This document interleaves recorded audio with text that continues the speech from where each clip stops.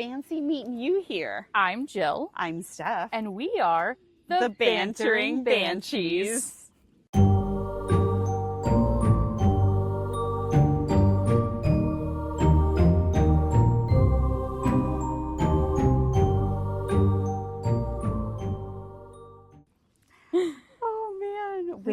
Today we are the camping banshees. Oh, I'm so freaking excited. I'm so freaking excited. I'm so excited. Freaking bats. I freaking love it. Freaking love it. We've got a campfire going that Jilly has beautifully created. Well done, milady. Well, thank you. And a perfectly erected tent. That we both erected together. We did, and we had to fight some stones to get it really nailed down. It was really hard to nail.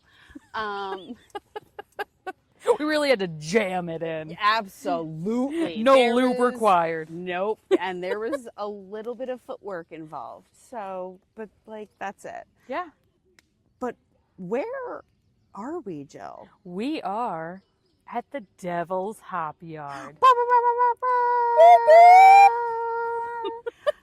So we have already brought you an episode on Moodus in general, but we are getting down to the nitty-gritty today about specifically the Devil's Hopyard. The devil himself.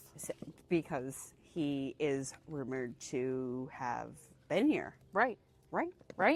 And still is here. I mean... So the cool part is there's that cave. No one understands why it's there. And there was Puritans that claimed that that's where he lives and comes out of when he decides to stay there and vacation there. And if we think about it, what we know about a little bit about Moodus history is there is a bit of a mystical sense to it. Absolutely. So I'm not surprised that the settlers were like, the devil. The devil has been here. The devil lives in the cave. So it's par for the course. Jilly Beans, tell me about where we're going to be sleeping tonight. Because guys, we're camping here. We usually just record. Usually we have, even if when we stay in places, we always have like the comfort of knowing we have four walls and a locked door. Correct. We have nothing. Nope. We are in the woods. Raw dogging it. Like our actually segment will bring us into a portion of talking about how there are spirits that still roam these woods and we are cornered right up to it. I mean, you picked a hell of a spot. I'm just going to say, you picked a hell of a location, if we're going to pick anywhere, I felt like, seeing the Devil's Hopyard and sleeping where the devil has slept just seemed right. Where the devil has slept. Oh my God. That just adds another layer. Hello, Lucifer. I guess we'll just dive right in. Let's creep into the woods a little bit. Ooh. Tell me about the Devil's Hopyard. Deep in the heart of Connecticut lies a place where the very earth seems to pulse with ancient energy, and whispers of the past still echo through the trees. Welcome.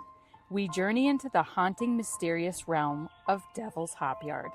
The name alone sends shivers down your spine, but the stories that surround it are even darker. From the unexplained lights that flicker in the woods, to the strange occurrences that have left even the bravest souls unsettled, this isn't just a park. It's a place where the veil between our world and the next feels thin, and sometimes it seems as though the devil himself left his mark. So step lightly, keep your eyes open, and listen carefully, because in Devil's Hopyard, not all is as it seems. So let's go into the history of why Devil's Hopyard is Devil's Hopyard. Okay, please break this down. So there were multiple Native American tribes in the area. They had sold the land to the Puritans in 1662. Do you remember for how much? Oh my God. It was 30 coats. Yes! Right? 30 coats. Yes! 30 coats. 30 motherfucking coats. Because we kept saying we hoped it was fucking Carhartt coats and not like some stupid ass raincoat. Yeah, exactly. Those better have been some hefty fucking coats. Because it's cold in this bitch. Absolutely. Oh my God, I'm so happy you remembered. Yes. 30 coats. Anyway, proceed. This area was known by the tribes as Macamutis, or the place of bad noises. Where are we from? Moodus. Hails to the yeah. Hells yeah, motherfuckers. So they believed the sounds were caused by the god. Please do not come for me if I get this wrong. We're going to get it wrong. They were caused by the god Hobomoko, who was apparently a restless, violent, and exceptionally noisy entity. As time rolled on and more people came to the area, they say that earthquakes created the noises that could be heard for miles, but many have reported that they still hear the noises today that cannot be explained. Spooky rumblings that have been described as sounding like everything from thunder to trees falling to the earth itself belching. Is Hobomoko still making his presence known? I can attest to still hearing what I've always attributed to be suspected thunder, because I'm like, what else could it be? There are definitely still sounds around. I really hope we hear them. Oh God, that would be. Oh, excuse me. There's one. Oh my God, there's the beer burps. That was the earth belching right there. Remember Folks, how I said the earth itself belches? we caught it live. This was on recording. We just caught it for you guys. There you go. This better go viral. The earth belched, I heard it! It was so clear. And loud! How are these girls still sitting there? How did they not get swallowed? No, that's just our roaring fire that you're jealous of, that we made without gasoline. So screw all of you guys who used it. That's right, because we've seen you. We see you. And other sites. We've seen you. So the area of Devil's Hopyard was used in the 1700s as farming and mills. In 1775, the park was the site of an attack by the Sons of Liberty at the mill. I don't like the way I'm reading this. I sound like a robot. No. No.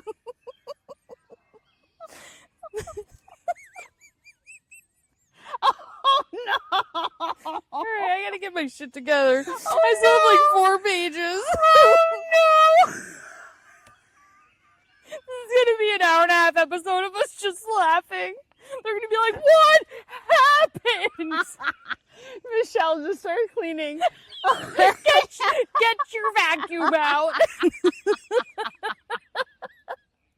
I'm literally, every time we start bantering, I'm going to be like, Michelle, vacuum time. Absolutely fucking perfect. Okay. So, Yes. in 1775, the park was the site of an attack by the Sons of Liberty at the mill owned by Abner Beebe.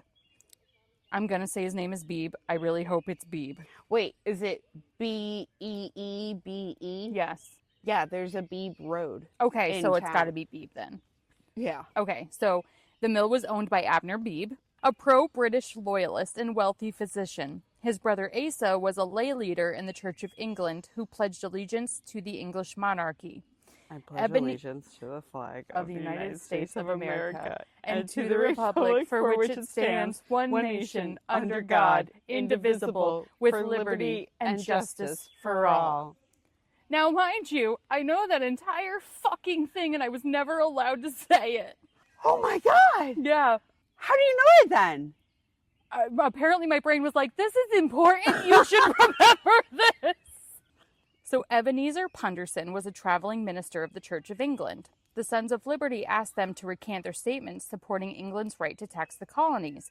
Punderson did recount, but Abner refused. Abner's mill was destroyed, and him and his brother Asa were tarred and feathered. Ow. Yeah. What is with all these tarring and featherings? Ow. No, That's thank not you. the first time we've heard of people getting that done. Remember the Lake of Lanier? What about the wife of Cyrus Smith in Roe, Right. Abigail? Why is everyone tarred and feathered? Like, why are we making people chickens? It was like a top torture method. That's disgusting. Yeah. People Yeah. are Oh, absolutely. gross. No, absolutely Ugh. horrific. So Abner's mill was destroyed, and him and his brother Asa were tarred and feathered.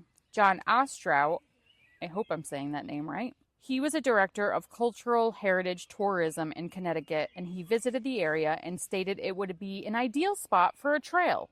So in 1919, Devil's Hopyard was officially established as a park. Okay.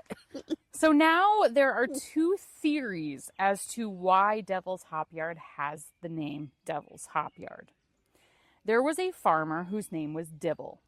He had a hop yard right near the park. And so a lot of people say that it was just a game of telephone. And Dibble's Hop Yard became Devil's Hop Yard. I don't know if he actually brewed the beer or if he just grew the hops for it. But he was right near the forest. So, makes sense. Okay. Not far-fetched. no, not at all, which would make sense. Right. Then there's the other belief that the devil really did come down here. So the story goes that many years ago, the Satan was seen sitting on a huge boulder at the top of Chapman Falls, playing his violin while witches of Haddam stirred a hell broth for a charm of powerful trouble in the swirling waters, also known as the Devil's Oven. One day, the water levels were unusually high, and the devil was not very happy with that because his legs ended up in the water and he was pissed that his tail got wet. And so he ended up going down there and, like, he's so hot, he scorched his feet into Chapman Falls. Gotcha. Okay. I'm going to go with Dibble's Hop Yard. Dibbles. I love Devil's Hop Yard, but I am going to put my money on the theory of the name coming from Dibbles. I also like it just a little bit more. Granted, we all know that with the name devil comes a lot of devilish things that people love to do because... Oh, of course. Why not do it where the devil himself stood? I mean, if the name is there, the activity is going to follow. Right. Surely. So local lore claims that the devil would use this rocky enclave to brew his own potent concoctions, including a notorious brew known as the Hop Yard Ale. So the devil was also a brewer of ale. You know. Like, I feel like they're really pulling for strings here. I've heard of the devil's lettuce. Oh, no, there's an ale, and I'm drinking it right now. But apparently there is an ale as well. But you are more of a lager girl. I am a lager girl. I don't actually like ale. Goodness gracious. Sorry, Lucifer. Sorry, Satan. The legend claims that the devil's ale was so strong that those who drank it would fall under his spell, becoming ensnared in his diabolical schemes. That I can believe, but I don't think they were drinking ale. I don't either. No. And I don't think they were smoking the lettuce either. No. So many early Puritans believed that the devil was real. And I don't think they're wrong in thinking that. But they honestly believed that he was hiding behind every tree and claiming their souls. So if you go hiking, you may see a cave where he does reside and haunts the area. Oh. And there is a cave that people believe that he still goes there and vacations at when, you know, he wants to come up from hell. Do you think hell is like opposite of us, like Australia? So like it's summer here, winter there. So do you think he vacations here in June? Ooh. Or does he come up in our actual winter because it's cool? See, I see hell as whatever you hated the most. So if you hate the cold, you're going to be in the cold. If you hate the heat, you're going to be in the heat. Makes perfect sense. Because it's hell. Oh, he's got to piss you off a little bit. I'm going to be in heat. Have fun with that because I bask in my car. Love your little sauna oven of a car every day after work. I, on the other hand, love some type of airflow. Give it a fan. Love a fan. Oh. Love a good fan. I love a good fan to sleep. No, in general. No, just to sleep. No, in general. No. So that means it's probably going to be like Alaska cold all the time for me. Oh, God. Yeah. That sounds like heaven. Native Americans have also used this area for rituals, further spooking the locals. Rituals? Isn't that what I said? You said rituals. You know, the rituals. That bear be hitting, folk. It's hitting. So Native Americans also use this place for rituals. So clearly that further spooked the locals because when you're doing rituals in the woods, immediately the fact that you're a Native American, you must be doing some hokey pokey shit. Over the decades, dark shadows and phantoms have been seen moving around the woodland. People have experienced spirit orbs and mists, as well as strong feelings of foreboding. Others have heard demonic voices, inexplicable laughing.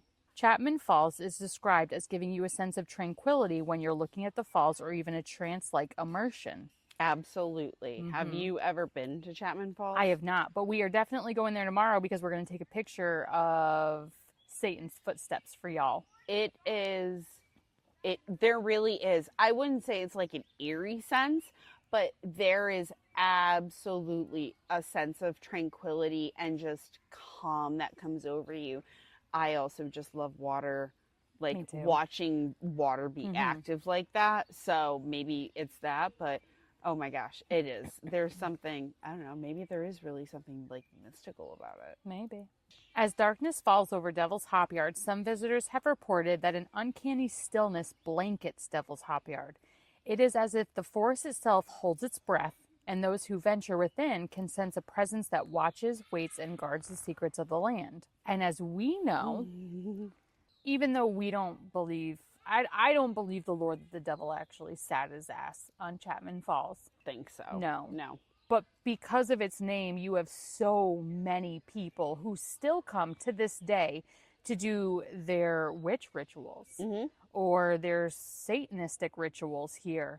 And so because of that, you have people doing Ouija boards here. Yeah. They're letting demons and ghosts and spirits walk throughout this area because they're doing stuff. And I think that's what adds to the layer of mystery. Yes. And mystique is, yeah, there was a fun little tale tied to it. Yeah. Like, oh, it could be this or it could be this. But I think people ran with the mystical sense. Right. Unfortunately, anytime they hear the name devil, they turn it into something. Yep. But on the flip side, if you do have so many people here performing rituals like that and creating that kind of energy in a place, it gets stuck there. It's gonna stay, and you're gonna give its name a reason. And you definitely feel like you're being watched when you walk up the trails of Devil's Hopyard. Oh God, yeah. You feel this eerie sense, especially if you're alone. Like I went in September by myself, and the whole time I was walking, I honestly felt like something was just watching me, not following me, but watching me from like the side. Yes. Yeah. I felt the same. I came here years ago, and honestly, I got to a point in my hike where I did feel a sense of dread. And I didn't know if it was the person that I was with was going to like do something to me. Right. But it was, we came down this cliff and we were very close to the water that flows away from Chapman Falls. Not knowing that we were close to Chapman Falls. I just got this sudden sense of like, something is going to happen. Like you need to be aware. Yeah. And it was random out of nowhere. And then we walked past and ended up going to Chapman Falls, and that was all gone. It's very weird. Yeah. Absolutely. It has a hold, some type of work on you. I mean, it's to be expected because we are both very well aware that the Ouija board is not something you play with. Surprise. And then a lot of like satanic cults, a lot of the time, even though they're trying to speak to Satan, they're definitely getting just demons in general that are coming out. At the end of the day, because of what they're doing, they are getting the help, but with a cost, because everything comes with a cost. Absolutely. And so you're releasing these demons that, yes, they're helping you, but now they're free. And they're roaming Devil's Hopyard because you decided to do a satanic ritual. And that's your exchange. Exactly. Yep. So now we are on to our actually segment. Actually. So there are tales of those who still haunt the grounds. A woman in white can often be seen around sunset.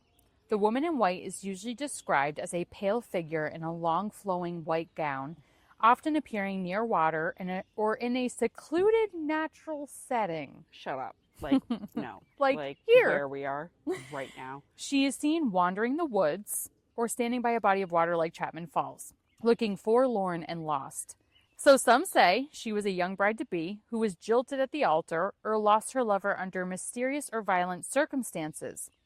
Others suggest that she may have died in childbirth, or that she took her own life after the death of someone she loved. In some tales, the woman drowned in the park, streams, or falls, which explains her lingering presence near the water. As they approach, the figure often vanishes or disappears into the trees without a trace. Some people describe the sensation of the figure watching them intently, but when they turn back, the woman has vanished entirely. Okay, I do feel like that description of she could have died like A or B or like, okay, I feel like we're kind of just trying to cover the scope. We're just basically saying she died. Exactly. Yeah. Like, We don't know how she died, but she did. but she did. But she gone. She did, because she basic. She basic. Bye-bye. Another haunt is the story of a ghostly horse and his rider. It's believed that a horseman once got lost in the hopyard during a storm, and both he and his horse died. On stormy nights, some claim to see the horse galloping through the trees with the rider still on his back. The rider is often described as dressed in old-fashioned period clothing, sometimes wearing a hat or coat, typical of the 19th century or earlier. The horse is typically described as a large, dark-colored horse, often with glowing eyes or a mist-like aura around it. So, kind of giving Headless Horseman vibe. But with With a full Yeah. head. Yeah. But like spooky, like guy riding a horse. But that's like, could you imagine if we're just laying in No. bed in our tent and you just hear galloping hoofs? Can I imagine? Jill, you would never see me move so fast. Honestly, ghosts do not scare me. The sound of galloping hooves, I'm like, get the fuck out of the way. No. Yeah, no. No. Oh my God. No. And so he's riding this horse. Yes. Okay. There's actually a really weird thing. Before you told me your story about you and your person walking through the woods, I had already written this part. So it kind of like, holy fuck moment. Shut up. So according to one tale, a witch who lived in the area made a pact with the devil, cursing the land and all who entered it. Some visitors to the park report feeling an oppressive energy or a sense of dread while walking along the trails. Shut up. I wrote that like a month ago. Oh my God. And you've never told me the story because we haven't No. really talked a lot about Devil's Hopyard. Yeah, no, this is the first time Yeah. we've gotten like in depth specifically about Yeah. this. What? Mm-hmm. Others have experienced what they believe to be paranormal activity, like the feeling of being watched or touched by invisible hands, particularly near the Devil's Oven rock formation, a spot believed to have been used for ritualistic purposes. Where's that? It's on the trail. I think you have to go off the trail. It's not like Okay. you don't walk the normal trail. It's off the beaten path. Okay, but it's like not near us. No. Okay, It's on great. the actual trail. Okay, great. There are also stories of animal apparitions, which is kind of sad because we know that who did animal sacrifices here. Oh no. So the animals are now stuck here. Oh. Most notably, dogs and large black cats are seen on the actual hiking trail. And you'll see them and then they'll disappear. Or you'll feel them rub against you, but there will be nothing there. So these animals are often described as shadowy figures that dart in and out of the trees, giving off an eerie, unnatural feeling. They often vanish before anyone can get a clear look at them. My God. So I have an account from 1999 that was in the Hartford Current. Ooh. Yeah, Oh, this legit. this legit. All right. So there was 5 boys. They had a martial arts class in Tolland. Tolland is far the fuck away from here. Is it? Yeah. From what I read from Hartford Current, they were all in different areas. They didn't all live in the same town together. Okay. So maybe one of them lived close to here and they were like, hey, you know a really good spot. Possibly. That's the only Okay. thing I can think of. That would make sense. So they said they chose the park because of the open space and trees that are perfect for practicing stealth ninja maneuvers. One of the boys, named Paul, said he suddenly heard his name being whispered. He said he heard, Paul, leave now or you will join us forever. See, I didn't hear that. I heard, Steph. Steph, did you hear that? Did you hear that? In a fucking hotel room of a haunted hotel. Yeah, no, that was fine. So yeah, no, Paul, I get why you ran, dude. I get it. So one of his friends ended up confirming that he ended up hearing it too. Unnerved, they decided to leave, and on the way out heard laughter. Another boy named Joseph claims that while they were there, he saw a beast that looked like a demon sitting on the fence. Oh, fuck that.